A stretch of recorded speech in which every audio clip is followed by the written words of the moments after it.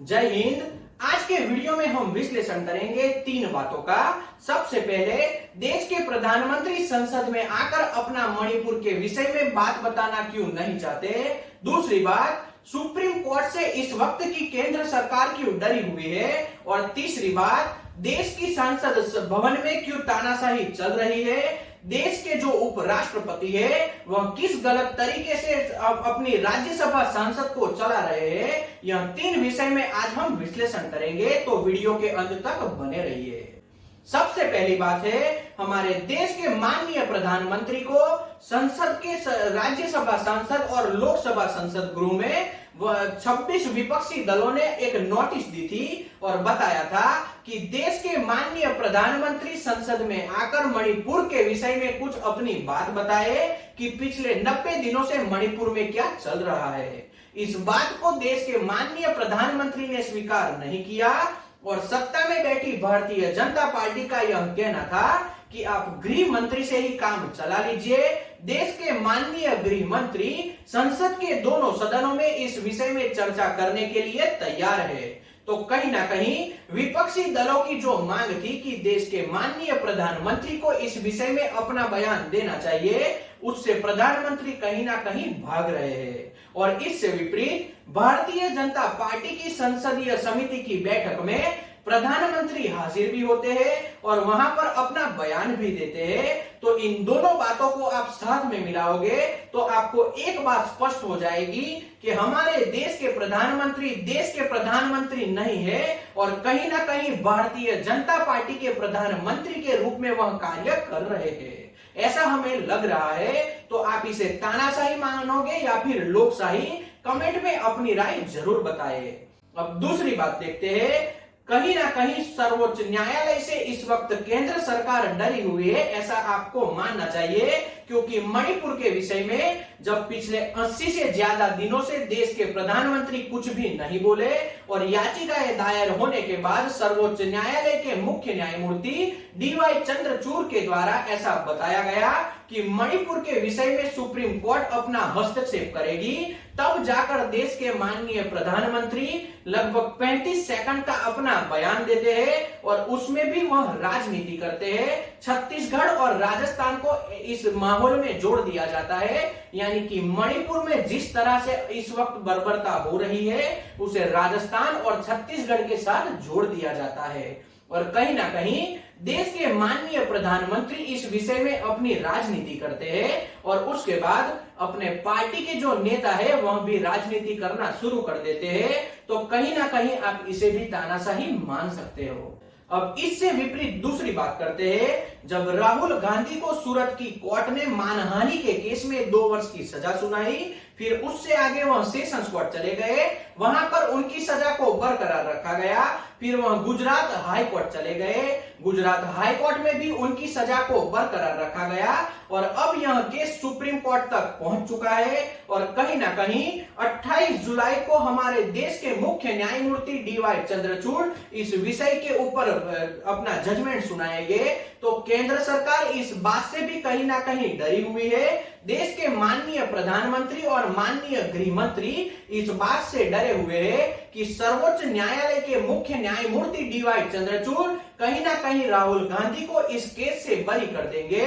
तो बहुत ज्यादा भारतीय जनता पार्टी की किरकिरी होगी और आने वाले 2024 के चुनाव में इसकी कहीं ना कहीं इस विषय को लेकर विपक्षी पार्टियां इसके ऊपर राजनीति करेगी और इसी बात से इस वक्त केंद्र सरकार डरी हुई है। और इसी के कारण भारतीय जनता पार्टी का IT सेल इस वक्त सुप्रीम कोर्ट के मुख्य न्यायमूर्ति को कोठा बता रही है और सुप्रीम कोर्ट को कोठा बताया जा रहा है। और आम भाषा में सभी लोगों को पता होगा कि हम कोठा किसे बोलते हैं। और कहीं ना कहीं भारतीय जनता पार्टी का IT सेल सर्वोच्च न्यायालय के मुख्य न्यायमूर्ति को इस वक्त ट्रोल कर रहा है। क्योंकि मणिपुर को ले लीजिए या फिर ऐसे बहुत से केस सुप्रीम कोर्ट में इस वक्त पेंडिंग है, जिसे लेकर आने वाले समय में सर्वोच्च न्यायालय के मुख्य न्यायमूर्ति डीवाई चंद्रचूड़ अपना फैसला सुनाएंगे। और इसी केस में मणिपुर का भी विषय आ जाता है, राहुल गांधी का केस भी आ जाता है और ऐसे बहुत से केस है जिसे लेकर सर्वोच्च न्यायालय अपना फैसला सुनाएगी। तो इस बात को लेकर केंद्र सरकार डरी हुई है और भारतीय जनता पार्टी का आईटी सेल सुप्रीम कोर्ट के मुख्य न्यायमूर्ति डीवाई चंद्रचूड़ को ट्रोल करने के पीछे लगी हुई है और सर्वोच्च न्यायालय को कोठा बताया जा रहा है। तो कहीं ना कहीं भारतीय जनता पार्टी की आप कितनी गिरी हुई पार्टी है, इस बात का आप इस विषय को लेकर विश्वास कर सकते हो।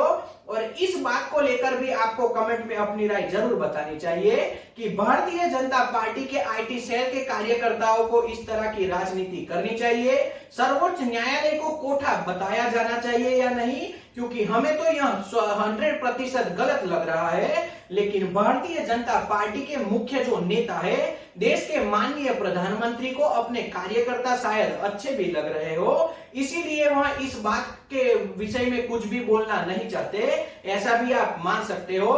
तो कमेंट में इस बात को जरूर बताएं और जो तानाशाही इस बात में आपको दिखाई देती है उसके विषय में भी अपनी राय जरूर रखें।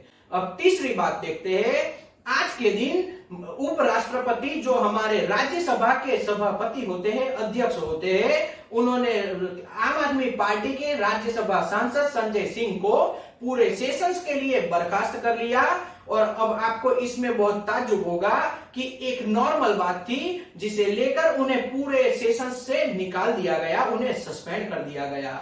और यह बात क्या थी, उन्होंने मांग की कि प्रधानमंत्री मणिपुर के विषय में संसद में आकर अपनी बात रखे, हमारे प्रश्न के उत्तर दे। इसी बात को लेकर जब 15 मिनट तक अपने चेयर से वह सभापति से मांग करते रहे कि प्रधानमंत्री को आकर संसद में अपना बयान देना चाहिए, लेकिन 15 मिनट तक हमारे अध्यक्ष ने उनकी बात नहीं सुनी, उपराष्ट्रपति जी ने उनकी बात नहीं सुनी, तब जाकर वह संसद में आगे चले जाते हैं, सभापति के चेयर तक पहुंच जाते हैं और अपनी मांग करना शुरू रखते हैं। इसी बात को लेकर हमारे सभापति और हमारे देश के उपराष्ट्रपति जी ने उन्हें पूरे सेशंस के लिए सस्पेंड कर दिया और राज्यसभा के बाहर जाने के लिए बता दिया गया।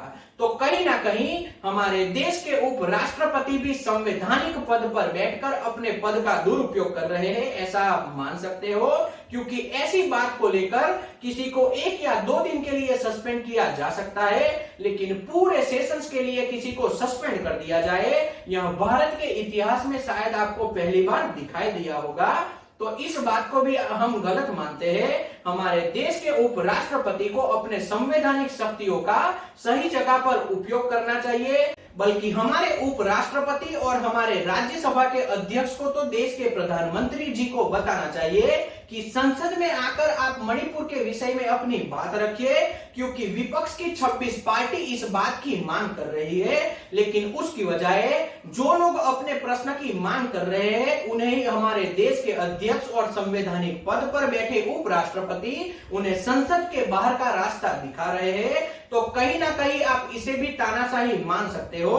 तो इस विषय में भी आप कमेंट में अपनी राय जरूर बताएं कि हमारे जो राज्यसभा के सांसद संजय सिंह है उन्हें बर्खास्त किया गया, उनके पद से सस्पेंड किया गया इस पूरे सेशंस के लिए, यह बात सही है या गलत? कमेंट में इस बात को भी आप जरूर बताएं और इसे भी आप तानाशाही मानते हो या नहीं, इसे भी आप अपने कमेंट में राय बताएं। तो आज के वीडियो में हमने 3 बातें बताई। देश के माननीय प्रधानमंत्री संसद में आकर मणिपुर के विषय में बोलना क्यों नहीं चाहते। दूसरी बात, देश के सर्वोच्च न्यायालय के मुख्य न्यायमूर्ति से इस वक्त हमारी केंद्र सरकार क्यों इतनी डरी हुई है। सुप्रीम कोर्ट के मुख्य न्यायाधीश को भारतीय जनता पार्टी के आईटी सेल के द्वारा क्यों परेशान किया जा रहा है, उन्हें क्यों ट्रोल किया जा रहा है, और भारत में आप इसे तानाशाही मानते हो या नहीं। और तीसरी बात, हमारे उपराष्ट्रपति और राज्यसभा के अध्यक्ष के द्वारा जिस तरह से आम आदमी पार्टी के राज्यसभा सांसद संजय सिंह को पूरे सेशंस के लिए बर्खास्त किया गया, उसे आप सही मानते हो या नहीं, क्योंकि हमें तो ऐसा ही लग रहा है कि कि इन तीनों बातों में प्रधानमंत्री और सत्ता में बैठी पार्टी के द्वारा अपना बयान दिया जाना चाहिए और इस विषय में संसद के दोनों सदनों में चर्चा होनी चाहिए, क्योंकि पिछले लगभग 90 दिनों से ज्यादा का वक्त हो चुका है। मणिपुर आग में झुलस रहा है, सभी विपक्षी पार्टियों को परेशान किया जा रहा है और अब ऐसा माहौल हो चुका है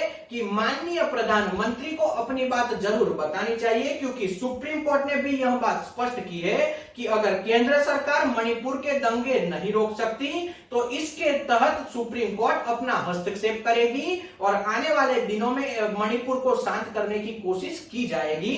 तो कहीं ना कहीं इन बातों को ध्यान में रख आप अपनी राय कमेंट में जरूर बताएं। तो आज का विश्लेषण यहीं तक रखते हैं। अगर यह वीडियो आपको पसंद आया हो तो वीडियो को लाइक और शेयर कीजिए, चैनल को सब्सक्राइब कर लीजिए और घंटी के बटन को दबाना बिल्कुल न भूलें, ताकि आने वाले वीडियो का नोटिफिकेशन आपको सबसे पहले मिल सके। जय हिंद।